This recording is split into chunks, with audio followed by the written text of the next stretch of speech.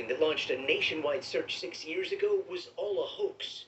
The mother of two agreeing to a plea deal, guilty of lying to a federal officer and mail fraud.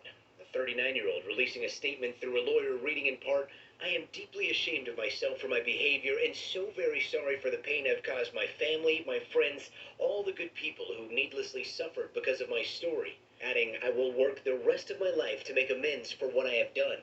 When news of the plea deal broke, NBC cameras were there with detectives who reacted with relief. The purpose is done. The case is done, essentially. At the end of the day, I think this is a good resolution for everybody in our community, across the nation. Ever since Papini vanished from her home near Redding, California in November of 2016, those detectives had spent hours working on her case. When she was found branded and in chains on the side of a highway on Thanksgiving, she told them she had been tortured by two Hispanic women. Her husband describing the injuries to ABC News.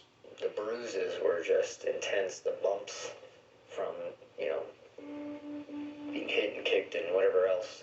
But eventually, DNA evidence found on Papini's clothing was matched to an ex-boyfriend. And when investigators confronted him, he told them Papini orchestrated everything, leaving her husband and children and staying with him in Southern California, even telling him to buy a wood-burning kit at Hobby Lobby to brand her so her story would be believable.